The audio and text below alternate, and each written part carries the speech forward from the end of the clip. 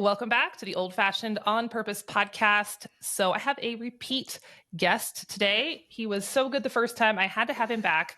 We're talking about a slightly different topic. Last time he was here, we talked about pastured pork. You probably know who I'm talking about, the one and only Charles Mayfield.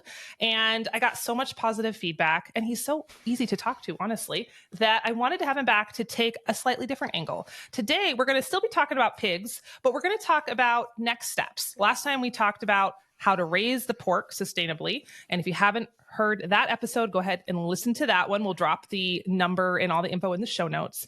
And then today we're talking about, okay, you've raised the pigs. What do you do next? Do you butcher at home? How to find a good butcher?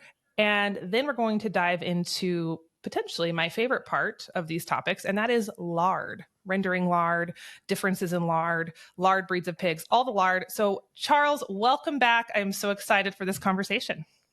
Fantastic to be back with you, Jill. This is a lot of fun. I enjoyed our last conversation, looking to take it to the next level.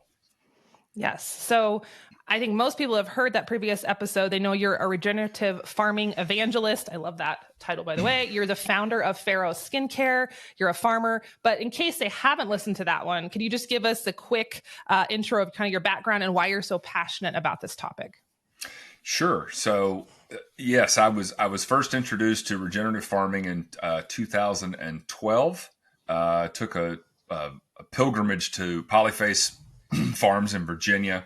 This was sort of through the paleo community. My ex-wife and I had just published our first cookbook.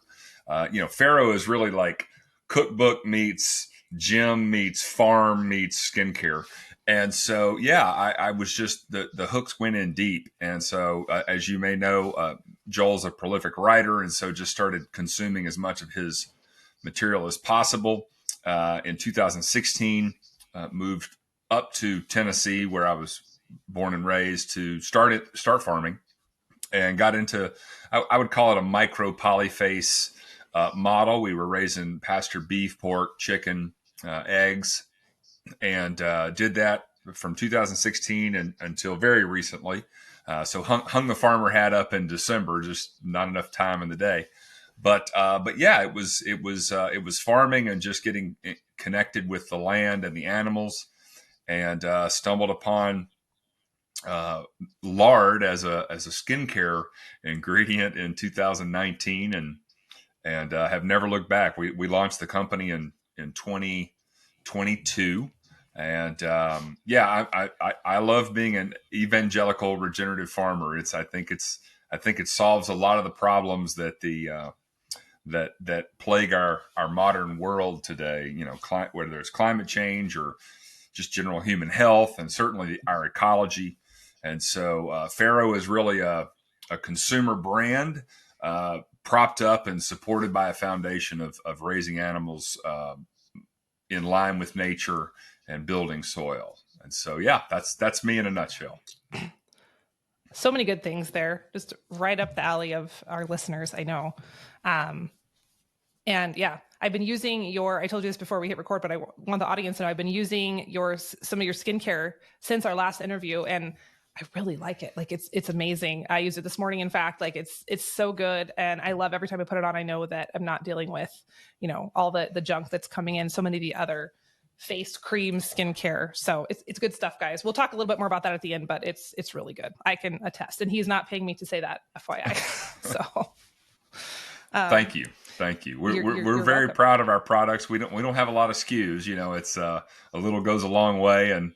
It's always fun to hear people talk about how much they love the lard in their life. So thank you. Yes. I like that. Okay, so last time it was all things pastured pork. I had some great revelations on that episode, a lot of good info. Today we're talking next steps. So the pork has been pastured. It is ready. Now we are going to process said pork. What do people need to know when they're at this point in the process? Maybe to start off, how do we know when we're ready to butcher these animals? I know there's certain weights that people talk about, but a lot of homesteaders don't have scales at home. So how would you recommend they kind of ballpark that? Yeah. So a good general ballparking rule is about 8 months from birth. You'll have a market weight pig. And I define that as probably 300-pound live weight, maybe a little heavier, maybe a little lighter, but I think that's a good target for what I would deem a market weight pig. Now you can harvest them certainly sooner than that, but 8 months. And that's a good general rule across most breeds. Your Coonies are going to be a little smaller.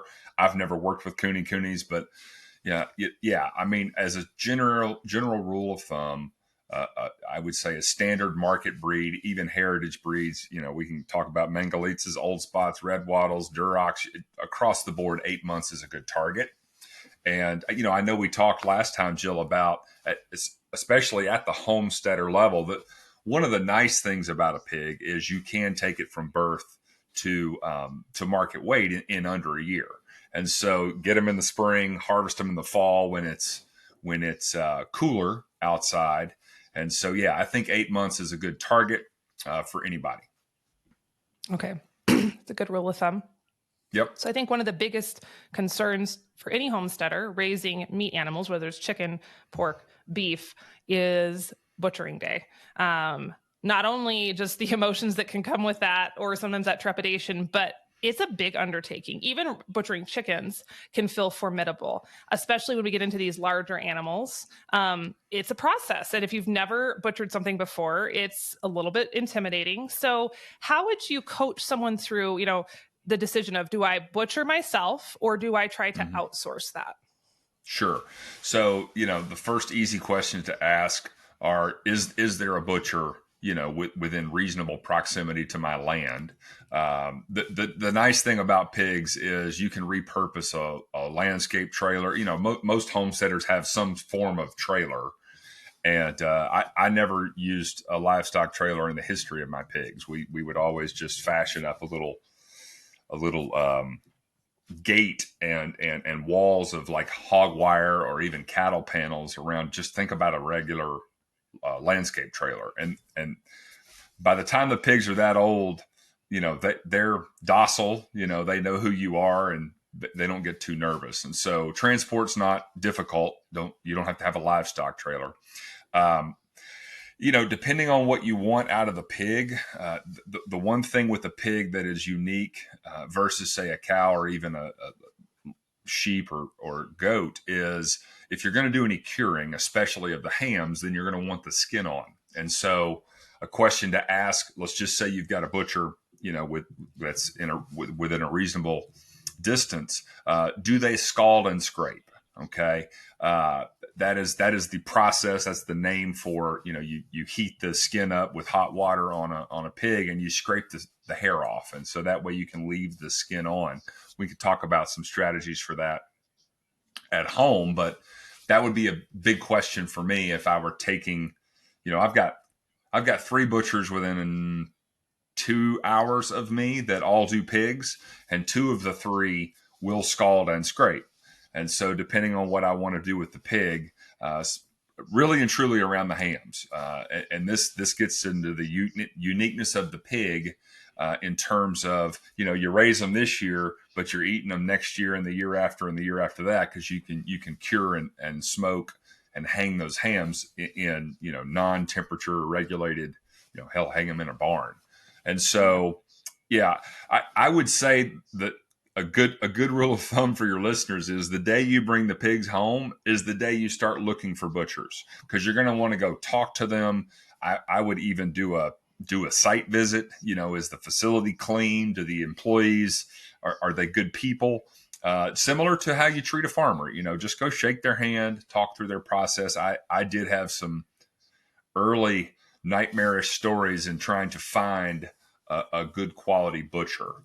But yeah, outside of that, I think you can get a lot done with just Googling around and talking to other farmers. If there's another homesteader or somebody else raising pigs in your area, ask them. I mean, it's a good community, and if there's a good pig butcher out there, you'll want to know who they are.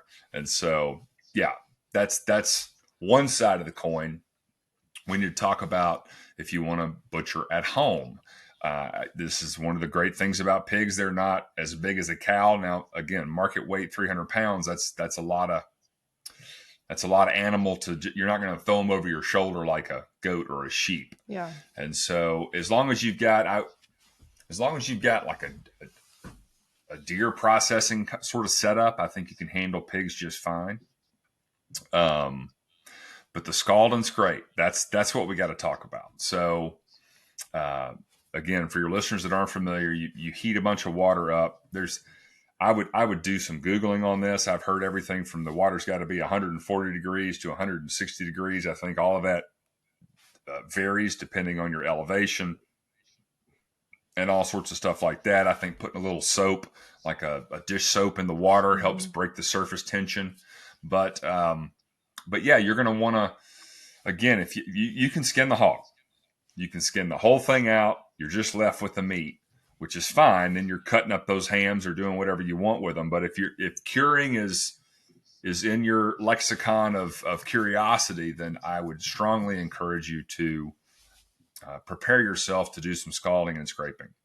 I've seen it done with so think about a big pot of water and some old kitchen towels.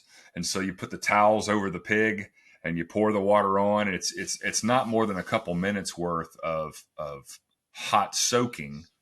And then the real work starts, and just like with the raising of pigs, I think I mentioned, buy a feeder, buy a waterer. Don't try and make these things on your own. Yeah. Like, pigs are very destructive. I would say when it comes to scalding and scraping, it's $15 maybe, but go buy a Bell scraper. You can find them on Amazon. I'm sure you can find them in other places, but get you a couple of real pig scrapers. And so, yeah, that's the number one concern at home. I mean, skinning and eviscerating is the easy way out, but you're going to lose the ability to cure some of that meat. So you can't cure it if the skin is gone. You're not going to be able to cure. No, I'm sorry. No, you can still cure a whole bunch of stuff on the hog, but not the hams. Keeping the well, again, I've learned bad experience. I've tried curing skinless hams, and they cure, but they dry out immediately. Like, it's the shelf life of a skinned cured ham is not very long. You got to think about this super protective layer, impenetrable really layer of skin. And of course you got the open end where all the meat is showing through, but you salt all that really heavily. And yes, now having said that, if you want to go through so this is the nice thing. If you're just interested in curing, say, the hams, right? Well, you can just scald and scrape. So we'll back up in a minute and talk about killing the hog. But you can just scald and scrape, especially with the towel method, the hams, like the lower extremities of the pig, and then you can skin the rest out. Yeah. Right. You've got some options. Scalding and scraping the head is precarious work, but it's also worth it, because you can, if you go deep down, you can do like a porchetta di testa. You can debone the whole head and tongue and wrap all that up, and I mean, it's the best in the world. It's just a lot of work, but the skin on the hams is important. Okay, that's great advice, because I think a lot of people aren't going to think of that, especially even if they're going to a butcher, they're just not going to be thinking to request that. Do you find, or do you have a feel of how many butchers do the scalding and scrape? Is that a rare thing to find, or is it kind of 50-50? Do you have any thoughts on that? I would say it's probably not 50-50. It's I would say fewer. But it depends. I mean, again, I'm fortunate. I mentioned 2 of the 3 will scald and scrape, but one of the 2 that scald and scrapes, like, you've got to make an appointment way in advance, because they don't do that for all pigs, and so the slots aren't as numerous. But again, this gets back to the day you bring the pigs home, start making calls and planning it out. As it relates to, we're not going to go to the butcher. We're going to do this at home. They're a very easy animal. Again, a little feed on the ground, get them to the spot. I can't wait for your listeners to play with pigs, because again, by the time we get here, it's just a little can of corn, shaking it, and that pig will follow you anywhere you want to go. People lose their minds when we start talking about leading an animal for that one bad day. Yeah. But they're happy as a lark all the way up to the minute you put a bullet in the back of their head, which is my preferred method of kill. Some people like to go through the top of the head. I like to be behind the pig. So imagine, you've got some food scraps or something, you put them on the ground, they're eating, and you come right in behind the ear. And, this is not a job for a 22. I'd say 32 is the minimum caliber you ought to use, but I use a 9mm as my preferred weapon. And one to the back of the head, and then I would have a knife handy. You want to immediately get into the jugular after you've shot the pig, and cut that vein to start draining the blood. So to walk through the process, it's bang, cut, and then if we're going to be doing some scalding and scraping, you already have your water heated, all of that's ready to go. And hopefully proximate. And so you get into the whole scald and scrape. So get them wet, and start scraping the hair off. And then at some point you're done, whether that's a full body scald and scrape or not.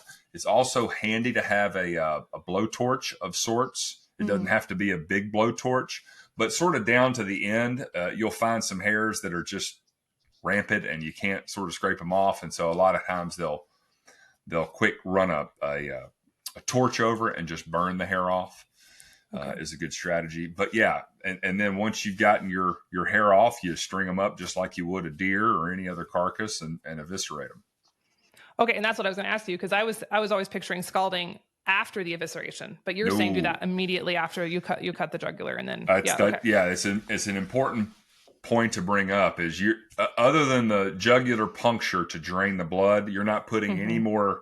You're not cutting any blemishes in the body, because if you did, again, this water's really hot. You're going to end up cooking. The meat, and so you've got some time to do it. I mean, I've done this before. Just a sort of a hand scald and scrape. If you've got an Amish farm anywhere within, first of all, you should go see them anyway if they take visitors. But oftentimes if they're raising pigs, they're doing this. And so for your listeners, that might be a good step one before you even jump into the game. Just go watch somebody else do it. Or ask for their help. Maybe they'll come over and help you. But yes, you want to keep the skin intact until you're done with whatever degree of scald and scrape that you're wanting to achieve, and then string them up, cut them open, and eviscerate. Okay. So the few times we have processed our own pigs, right now we take them to the butcher because we have a good local butcher. But we just skinned them because I just assumed the scalding, I had to have like a giant barrel. Now that I say that, I'm like, that sounds ridiculous. But I didn't realize you could just do it with towels and hot water. So this is enlightening, to say the least. Yeah, there's a couple ways to do it. I mean, so I'll tell you 3 ways. One is the lots of water, hot. I like to get the water a little hotter than they tell you it needs to be. But again, this is where local knowledge, elevation, all of those, it's just like baking cakes, everybody, it's 42 minutes in the oven at 350 versus 47, right? So local knowledge is helpful. I'm sure there's some chat rooms and Facebook groups and all this out there for such things. But yeah, so the towel method works great, especially if you're just going to do the hams. Like, you think about the middle of your back down. That's all you're going to scrape the hair off of. Then beyond that, the 2 methods I've seen, if you've got a tractor or some way to really pick this animal up and down, then, a 55-gallon drum over a fire, and you fill the drum about halfway with water. Don't fill it all the way up, because you put the pig in and all of a sudden you put your fire out, and you dip, one end of the pig in, and then you flip it over and you dip the other end of the pig in, and you can be scraping while that's going on. And then the other method I've seen, which is the one I've actually done, is they took that 55-gallon barrel and they cut it in half lengthwise and laid it down on its side. And so you're rolling the pig in this 55-gallon barrel. Depends on the size of the pig. Again, if it's a full market weight size pig, you're going to be hard pressed with that method, just because there's not as much room in there as you'd like. Yeah. But yeah, those are the three ways that I've seen it done or done it myself. But again, the towel is highly effective. Yeah, and I'm just picturing, wrestling a pig around trying to get it in hot scalding water. You're going to have some major equipment. That's just a lot more cumbersome. So I feel like the towel method for a homesteader is just the way to go. It works pretty well. Yeah. I've seen it and I've done it and it works. And so, you put the towel on, you wet it, you pour some more, you have your pot. And so you're dipping out of a big pot and you're just pouring it over these towels. And, again, the dish soap is a big one. That surface tension break. Same if you're scalding chickens. Put a little dish soap in your yep. It just gets all the way down to the skin, which is what you want. Okay. Yeah. Yeah. And the whole time you've been talking about this, I scald her. I'm the one who always scalds the chickens, and it's 145, and I have it's just the feel, like you said, local knowledge and just the feel. You just got to do it a couple times, but it's not difficult once you have the hang of it. Just like with anything, I suppose. Yeah, you're also speaking to sort of the pressure we put on ourselves, right? If I'm doing 10 chickens, you got the first one to learn on, and then you've got 9 more that you can get right. With the pig, it's sort of like one and done. And so, I recommend research, and local knowledge if you can find it. Yeah. Yeah, that's a good formula for so many things. Yeah. So you mentioned, curing. Obviously, we're getting the hair off so we can cure. Do you recommend that folks cure at home generally, or finding butchers to do that? And if you do find a butcher who cures, do you have things that you look for or things you avoid in butcher methods? Okay, so, you got 2 things there. You got butchering and then you got curing. Okay. This is my Bible. You can see I got a bunch of pages marked in here. This is Curing and Smoking Made at Home. This is, can I mention the author? Yes, please. Yeah, this is Dick and James Strawbridge. I've had this book for a number of years. And it's a fantastic reference guide. And then Ryan Farr's book, this Whole Beast Butchery. Ooh, that one looks really this is and it covers pigs. It covers a number of different red meat species. So those are my 2 great go-to reference guides. Again, there's a million of them out there. These are just 2 that I've sort of settled on. Because so back to so you got butchering, which is how do you want the pig cut up? Mm-hmm. And then you've got curing, which is that they're related because you want a certain cut, like the copa, for example, out of the shoulder. If you want to cure it, then you need it to be whole. And then there's all, how much grind do you want? If you've got, again, this goes back to the go and shake their hand, but if you've got a good butcher that will cure, and again, conversationally, like, what will you do? Can you just cure bacon? You don't see it much, Jill, just because you'll see a little bit more in the state inspection side, but from a USDA standpoint, it's an added layer. It's an added HACCP plan. So a lot of butchers will not cure or smoke because it's another layer of government regulation they have to abide by. Sure. Food safety and all that fun stuff. So I do recommend, here's a nice middle ground. Get your butcher to cut things the way you want. For example, a whole belly, right? Get them to give you the whole belly. Then you can block it and cut it in half. A whole belly is a big piece of meat, right? Yes. And so if you want to play around with bacon, my suggestion is have the butcher, if it goes to a butcher, have the butcher cut the belly out and you get the belly, and then you do your own curing and smoking and various things. So you can marry the 2 together. But if the butcher doesn't exist, having a home grinder, I love hand crank grinders, but of course every mixer on the planet's got a meat grinder attachment these days, and then you just get your sausage stuffing, and so you can make sausage or you can make cured sausage. I mean, the again, the options are limitless. Now with the hams, and then again, this is back to why you keep the skin on. If you want hams, I would suggest it. You should totally. There's two hams, so at the very least, take one, cure it, smoke it, hang it in a barn somewhere. You can grind the other ham. Back when I was producing a lot of pork, I would. There was nothing I did with the hams other than if they were scalded, scraped, and skin on, they'd go to the cure. I do have someone locally that was able to do that for me. But if not, they were ground. And so I'd turn that whole ham into sausage, ground pork, whatever. Okay. Yeah.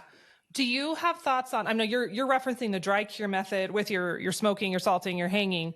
Have you what are your thoughts on dry versus wet? Because I've just played with sometimes I'll take a pork shoulder or a smaller fresh ham and I'll just do a wet brine for, 5-10 days in the fridge. What would you say to people who are trying to figure out the differences and sort out which one is better?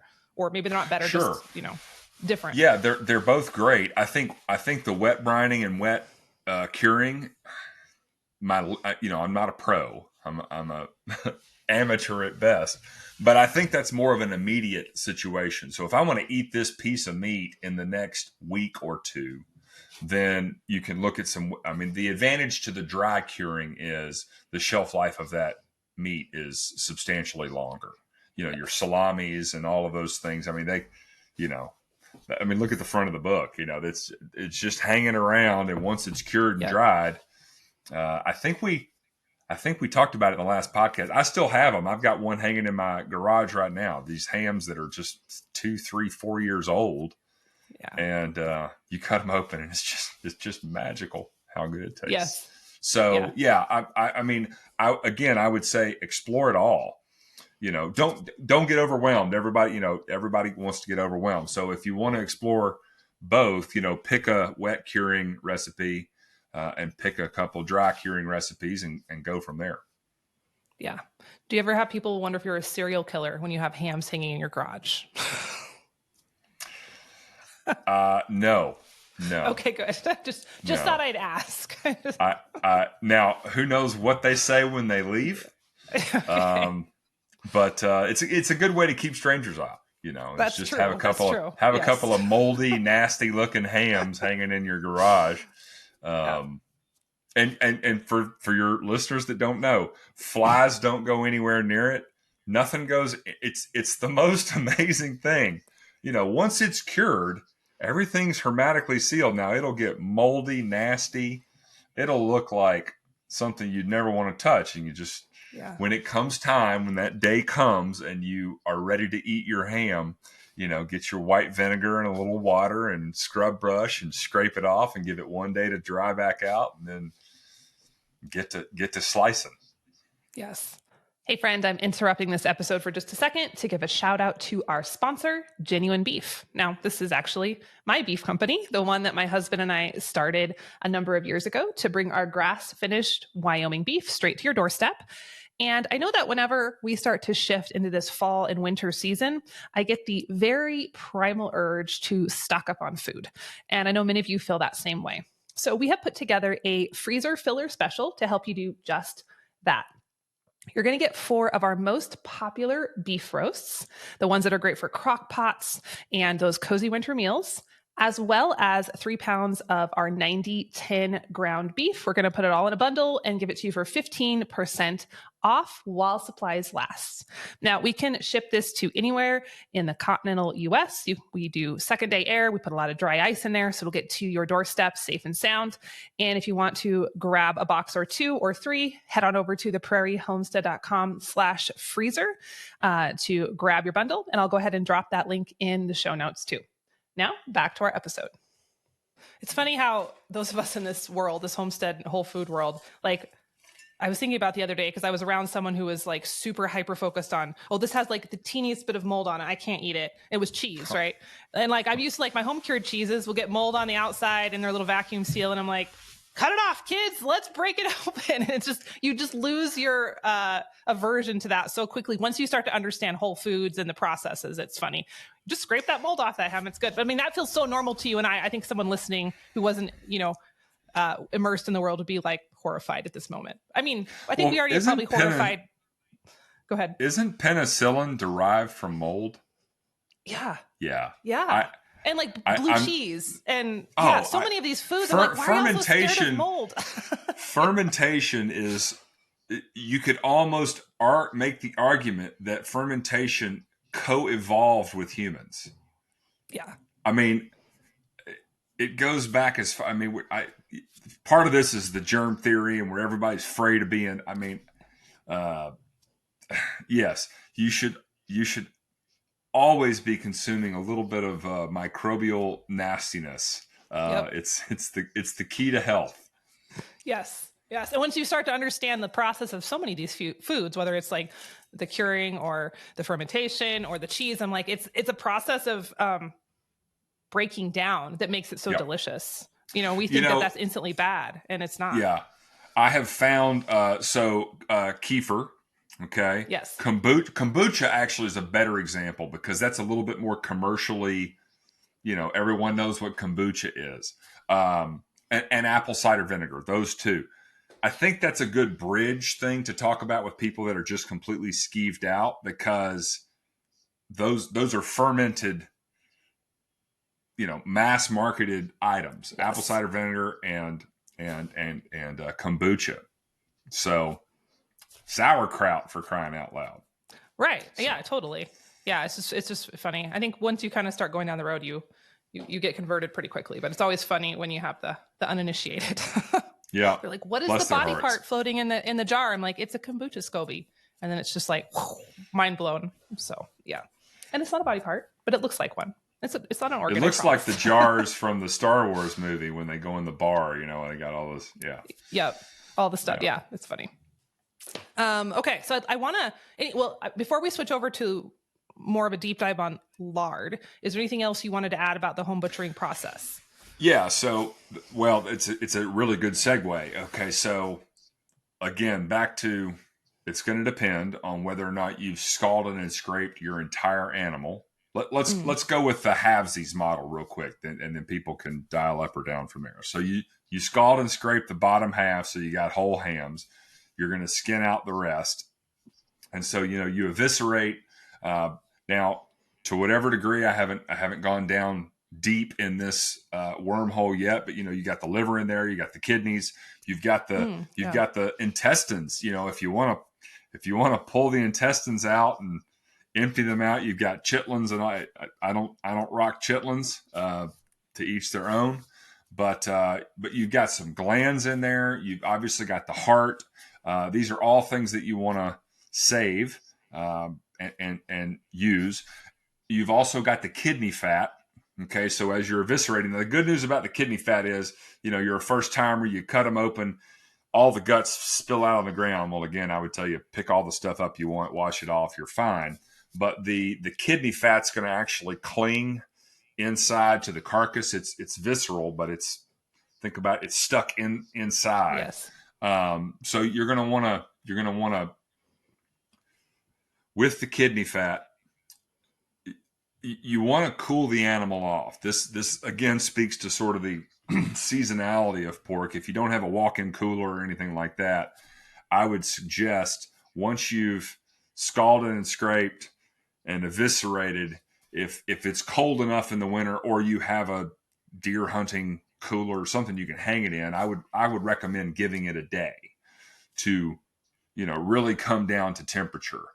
You want to get the carcass cool as quickly as possible. So this is, again, one of the reasons why we kill hogs in the winter. So nice cool morning. That's probably another thing to help you plan your butchering day.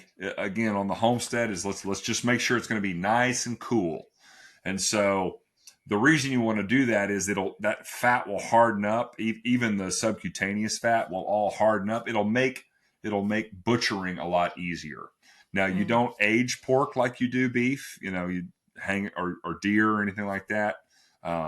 So as soon as it comes to temp, it's time to get going. But yeah, I would pay particular attention during evisceration to the organs, pull out what you want, probably save a few things you don't think you want, especially if you have dogs, and everything else can go in a compost heap. That's, save all the blood. If you're crazy aficionado, get some of the blood at the very get-go, like save a bunch of blood. I've heard of people making ice. So apparently pig's blood has the same qualities as egg yolks in terms of like, Oh, yeah, like I've had pig's blood ice cream before, and it was absolutely delicious. Yeah. Even knowing it was pig's blood ice cream, I found it absolutely delicious. But there's a lot of things you can do with the blood as well. So you might, again, just sort of going backwards here, you might want to reserve some of the blood, bang, cut, reserve, and you can make blood meal, all sorts of stuff out of that. But yeah, I think we sort of covered it. The cooling off will help the harvesting of the kidney fat, the leaf fat on a pig. It'll make that easier, and it'll also stiffen everything up. It'll make the muscle cutting a little bit easier. And again, if this was done in a butcher at a slaughterhouse, that is exactly what they would do. They would kill the animal.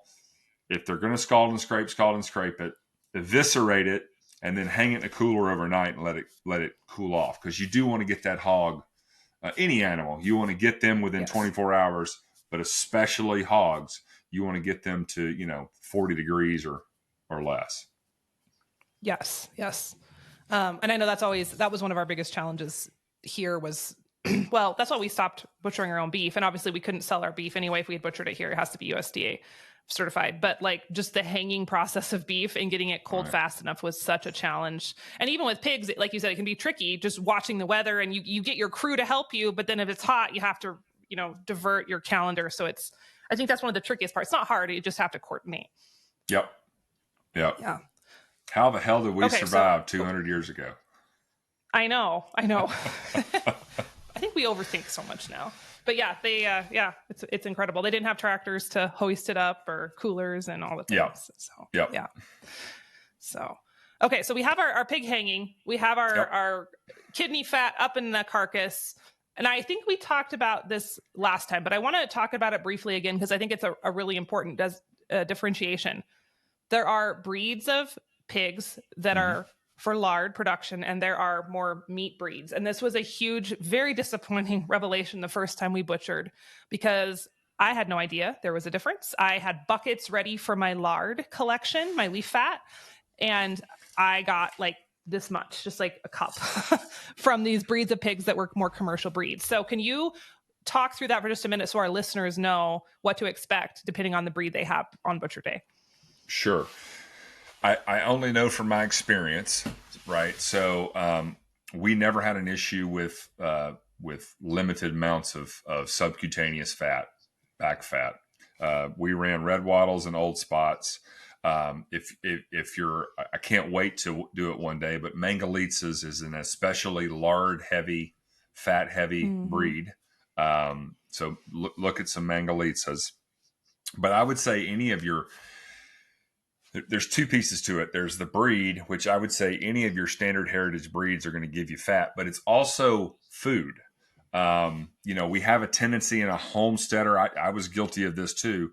In a homesteader, it's like, well, let's just let them forage for whatever they can get. And, this is the other side of the coin with pigs. You can't just let them out in the pasture and let them eat their way to fattiness. You got to feed them. Now, if you've got some acorn glens on your homestead, hopefully the acorns come in, but those last 2 to 3 months of that pig's life, they need to be getting, 4 to 5 pounds of feed from somewhere a day. And so if the forage isn't real robust, part of the problem you may run across, Jill, is there's just not enough calories to pack on the fat, right? Yeah. And so that's part of the formula. Now, again, you can go source if you've got local breweries or distilleries or anything like that. There's a lot of ways. This is the beauty of pigs, is they can thrive on a lot of different things. But it's a factor of feeding. Feeding is a big component of it. So those are the breeds I'm aware of. Large blacks. I've run some large blacks. Now they're a little bit more torpedo-y, what you would call a bacon pig. And so, really big, long torpedo-like bellies. But again, if you're feeding them out and they're getting up to that 300-pound mark at 8 months, you're going to have plenty of fat. Has been my experience. Does that, but like if I have like a more commercial modern breed, like a Duroc or a Hampshire or whatever, like could I feed them to get more fat, like especially like that leaf fat? Well, leaf fat is visceral fat. Now, if you've ever had a DEXA scan, and I suggest it for folks that are sort of wanting to dig into their own health, but a DEXA scan will show you have this much subcutaneous fat and this much visceral fat. Okay. You can encourage visceral fat growth by laziness and overconsumption of calories. You can. It's a little harder, but when we start talking diet and packing on the pounds, whether this is beef, pork, anything, you're really talking about subcutaneous fat. So the kidney fat, let's just say that's set in stone. Now it is a biological growth. So the bigger the pig, the bigger the fat will get. But yeah, and that's an important distinction. You've got leaf fat, internal kidneys, and then you got all the other fat that's padding that animal. So, and you'll have plenty of that too. Yes. Okay. Interesting. So when you're collecting fat to render into lard, are you separating your sub-Q fat and your visceral fat, or are you just kind of throwing everything in the same bucket for rendering? Separate it. Yeah. You want to keep, so we've killed, we've scalded, we've scraped, we've eviscerated, we've hung. It's the next morning. Let's butcher this sucker, right? Okay. So if you're, again, going to encourage the whole ham, look them up, figure out how to cut that whole thing off, get it hanging, get it salted, out of the way. If we did the half and half, then you're going to skin out the rest of the animal.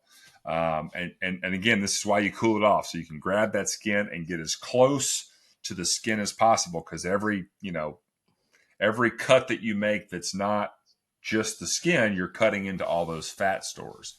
So you get that wrapped off, and then you start, with the spine, the chops, all of that, but you're trimming this fat off. Everyone knows a pork chop, and and you've got this fat cap on it. Well, that fat cap is going to be as big as you want it to be for the pork chop, and everything else you trim off is going to be your lard.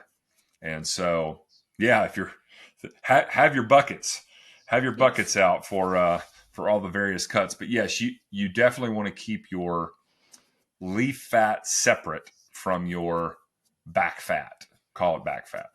Okay. Yep. And you'll want to render them separately. Yeah. Yes. Now explain why. Okay. Yeah. So leaf lard, which is the kidney fat. Again, this is homesteady.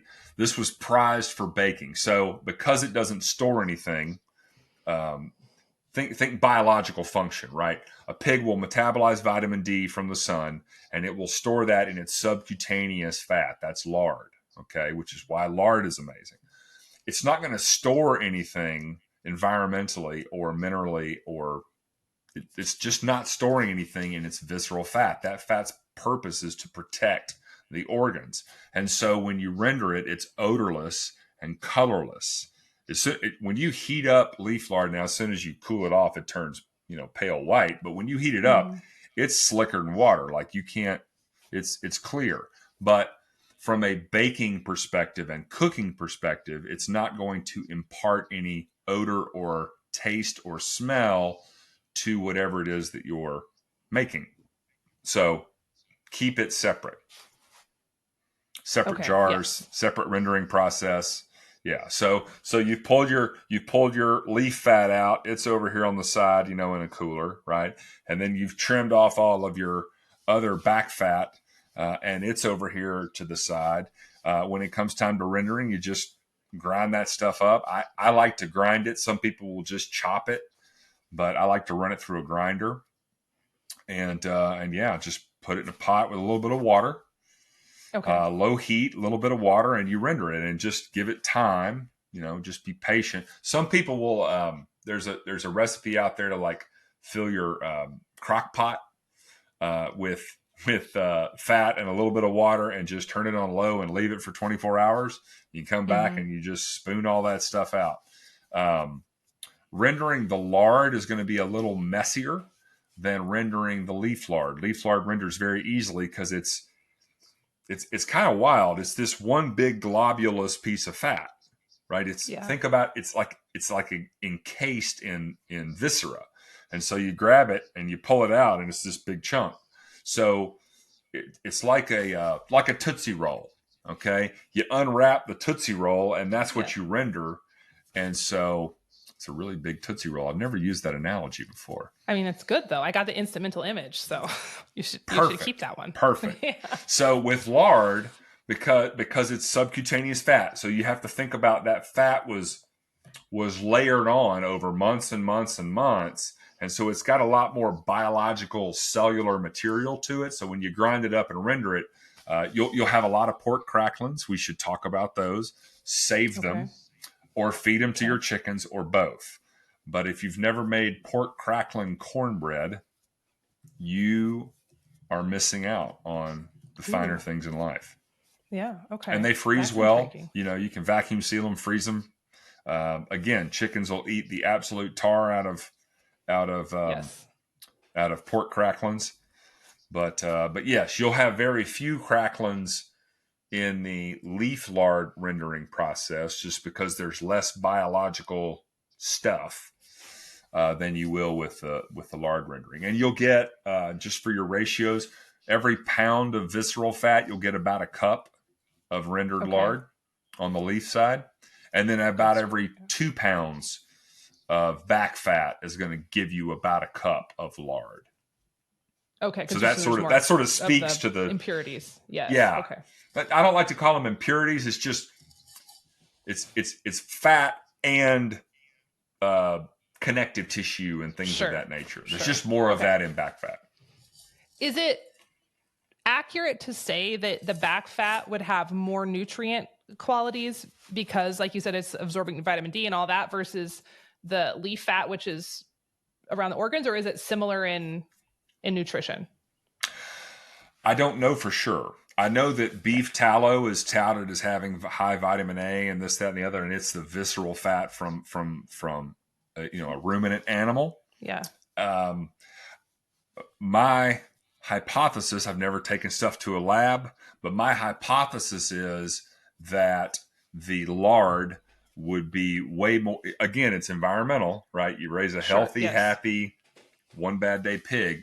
I'm going to hypothesize that fat is more chocked full of vitamins and minerals than your leaf fat, for sure. Has to be, because that's the vitamin mineral storage organ. Yes, and that's what I was thinking. I'm sure it'd be hard to get that tested definitively, but it would make sense, like you said. Yep. Yeah. Okay. One of the questions or concerns that I hear a lot from folks is they're worried about the lard tasting piggy or offensive or too strong. And I know we talked about how the leaf fat is going to be milder by nature. Do you have any thoughts for folks who are you doing back fat, that subcutaneous fat, and are concerned about flavors? No, I'm not. Just lean into the flavor. Well, it's so mild. I mean, who doesn't brown their chuck roast in bacon drippings? Like, give me a freaking break. We've gotten into this super hyper clean world where, because Crisco, which candidly, I don't even remember what it smells like now. I'm not even sure it's got a smell. It's been so long since I don't nothingness. know. I don't Yeah. know. But we've Yeah. gotten to this place now where if it has a smell, then that's somehow indicative of not good. Yeah. And again, people think that lard smells like bacon drippings. It does Mm. not.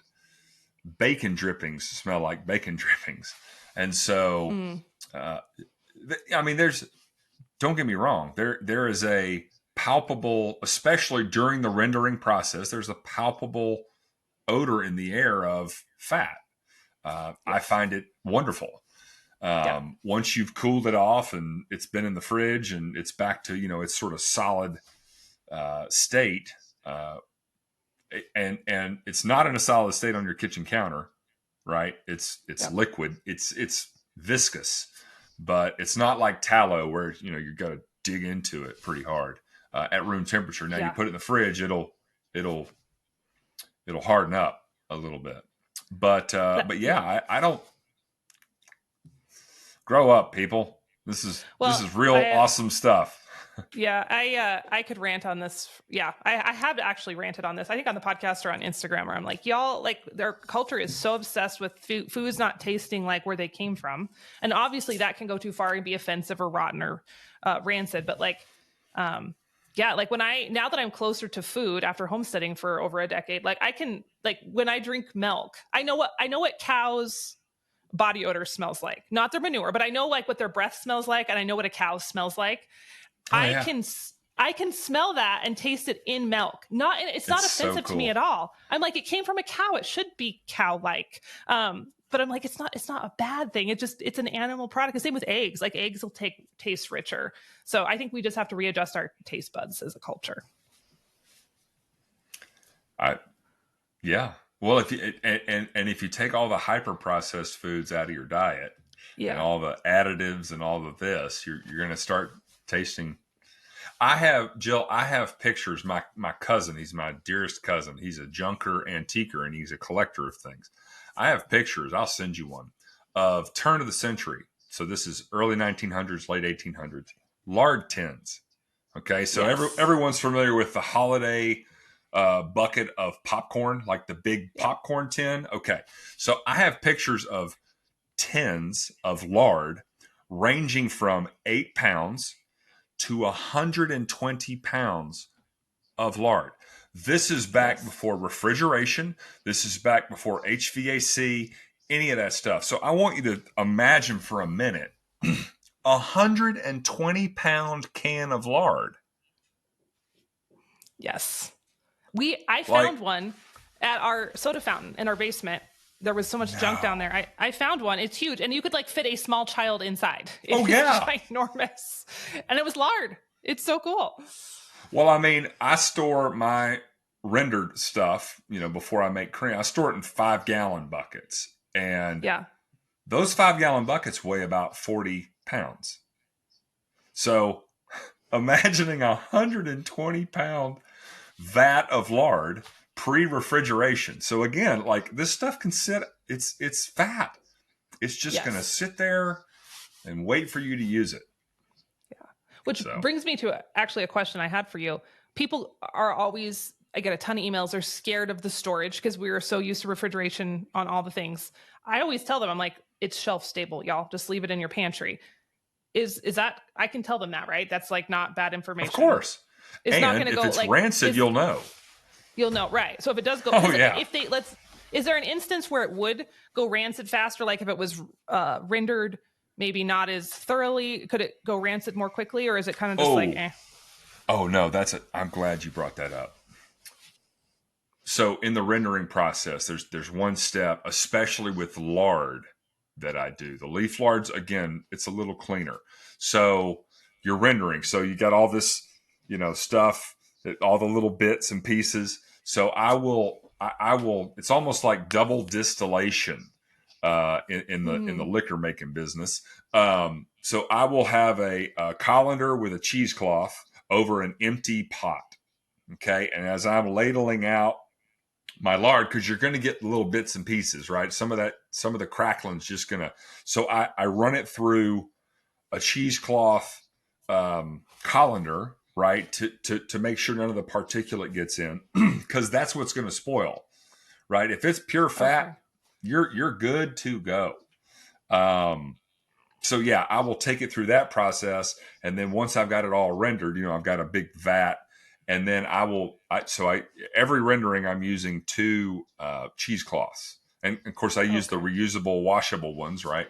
And so so I'll do that. I'll get the first run through, and then when it comes time to store, I will run that back through another cheesecloth just to make sure there's no biological material in there.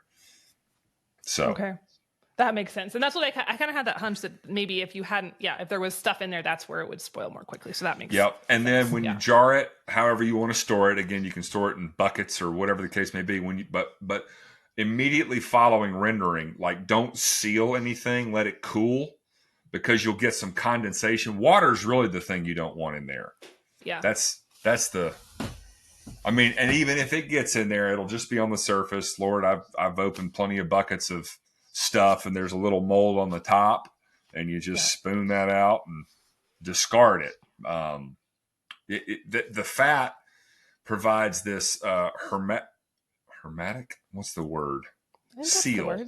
Yeah, I think that's I know right. what you're saying. Yeah. Yeah. It seals, right? And so if you got stuff on the top, it's just like that. It's just like that ham, that black, moldy, nasty ham. Well, hell, that's just on the outside. You scrape all that away, and what's inside is this most delicious meat ever. So, yeah. Yeah. I like also what you mentioned earlier, and I think that's a really cool point, how it is so much easier to scoop at room temperature, which sounds like not a big deal, but it is a big deal when you need to use some. Like I love my tallow. I render tallow, but it is hard, and you have to like soften it or melt it before you dish it out or whatever. And the lard, I just love it because it's in a jar. I just scoop it. It's like, and if you're measuring, like so my daughter's birthday is this weekend, and so I made her a cake, and of course the recipe calls for vegetable oil. No, sir. Nope. But so baking is science, cooking is more suggestion, and so you got to get those ratios right. I can't imagine trying to you'd have to heat the tallow and pour it into the measuring cup, because you're never going to get close, guessing. And so, the lard, you just dip it on in there. Now, again, if you put it in your fridge, for those that are just absolutely fearful of it going bad, put it in your fridge, but it is going to harden up. Not to the degree tallow does. It's still pretty creamy, but 120-pound can pre-refrigeration. So there was enough of a market for us to produce 40, 50, and 120-pound cans of this stuff. We didn't have anywhere to refrigerate it, So. And it was fine. Yeah, it was fine. So totally fine. So I just realized we are almost at time. This has flown by. Such a good conversation. We'll do it again. I'll come on anytime. I love these conversations. Sure. It's so good. And you get so actionable, which I really appreciate. I love getting granular. There's so much broad information out there. When we can give like actual detailed info, it just makes me happy.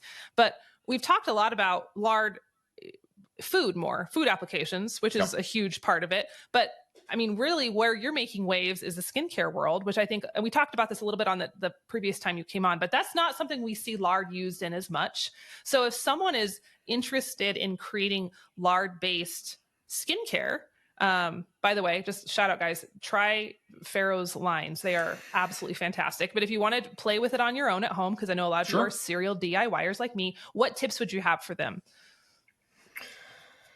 I would start with leaf lard as opposed to lard, just in mixing. But, the sky's the limit. Here's what you avoid. Do not, if you go to the Google, don't do emulsifications. Okay. I shouldn't say that. You can emulsify. Listen, the first recipes I ever made after I found out the lard works in mysterious ways were an emulsification. I used beeswax as my emulsifier, and I emulsified water with lard, and it was luscious, Jill. It was to die for, until 7 days later when it went rancid and turned black. Okay, so if you want to play around, if we've got a big beach party or a pool party and you want to have a nice little lathery thing to then you can make it right then in real time. And just know that this is a single-use product. So you can play around with emulsifications all you want. I don't do that because I didn't want to get a degree in chemistry and figure out what toxic crap to put in there to keep mold and bacteria from growing. So that's the emulsification side of the house. And again, you can do this in a mixer, just your standard kitchen top mixer. I'm in the fulfillment room of our manufacturing facility right now, and next door is the kitchen. So get your mixing bowl out, a nice whisk. You can do this by hand if you'd like, if you don't have a stand-up electric mixer. But just play around with it. I mean, you got lard, you got leaf lard, you got tallow, you got any other, various. I like playing with tallows. I'm doing this now. Like I've got some bison tallow. It's really hard compared to beef tallow, and so playing with sort of like the ultimate sort of viscosity of the product and ratios, and dump in whatever essential oils you want. If you want to throw some zinc oxide in there and play around with like a homemade sunscreen, the sky's the limit. It's absolutely there's no end to what you can do with this stuff in your kitchen. And your skin will never look better because you're going to have it all over you while you're making the stuff. And again, the lard works in mysterious ways. Yes. I did have a question because I know you do mix the tallow into your lard creams. Is it just to create more of that for a slightly firmer texture? Is that why you're doing that primarily? Partially, yeah. And again, my first recipes ever were this emulsified recipe, right? And I was like, oh my God, this is amazing. And then it went rancid. And so when I fired the water, I started playing with ratios of tallow because again, I wanted to try and closely mimic at room temperature a standard cream that you buy at the market. And so, again, you can play with your own ratios and formulas and various things. Yeah. Can you go 100% lard? Of course. Why not? Sure. I don't. Sure. We'll probably have 100% lard based cream at some point, but I like and even the viscosity of leaf lard to lard is different. Sure. Right. Okay. Leaf lard is a little firmer. It's a little firmer even at room temperature. Just like tallow is firmer than, we don't see a lot of rendered beef fat, subcutaneous fat. It's usually used in the grind and all that fun stuff. But yeah. Okay. Yeah. So good. And guys, I'll say it one more time. It's the texture is so awesome. Like I put it on this morning. I put it on before I do makeup. I put it on at night before I get into bed. It's just like, it's so creamy. It's like very luxurious. And it's like this whole like routine. And I'm like, it's just funny. It's pig fat, but it's so luxurious. So if you're feeling a little bit of ick factor, don't. Like there is no ick factor. It is amazing. There's no ick factor in awesome skin results. Yep. There's no ick factor there. And for your listeners, I will say, it's not hard for ladies. It's a little hard to get over the lard situation. For guys, it's a little harder to get over the wait, I have a skincare routine thing. Totally. Yeah. But personal experience, I have not had razor burn in about 3 years. And ladies, for the legs or whatever, wherever you decide to shave, it's helpful. Yeah. But I do think that speaks to men. I got a really nasty scratch in jiu-jitsu about 3 weeks ago and just did a everyday photo of lathering up, and there's no scarring, no nothing. So this stuff is amazing. It is. And it just, again, one of those natural products people have been using forever, and we went and complicated it. Thank you, Industrial Revolution, with seed oils and all these crazy formulations. And I'm like, just go back to the basics, guys. It's so much simpler, and your skin will thank you. Yeah. All right. Remind everyone where they can find you and where they can get in touch with Pharaoh Skincare and order some of this for themselves. Sure. Our website is pharaoh.life. I have another web address for your listeners if they want. If they will go to lardforthewin.com and give us their email address, we will send them a discount code for their Nice. first purchase. And the reason I developed another website is because nobody knows how to spell pharaoh. I get the PHARO, yes. Egyptian, and it's pharaoh.life. But yeah, lardforthewin.com. We're on Instagram. You can look us up on Instagram and Twitter and all that fun stuff. But that's the best spot to find us. And if they go there, they'll get a nice little coupon for their first purchase. So thank you for that, Jill. Absolutely. Yes. Well, thank you, Charles. I think we enlightened the listeners. I think we definitely annoyed PETA. If they even listen, they probably don't listen anymore, because I think I probably annoyed them a long time ago. But thank you. I think this was such a fun follow-up to last time, and I look forward to having you on again. I would love the opportunity to talk pork and homesteading and all the things. So we'll have to figure out a fun topic for next. And thank you again, Jill.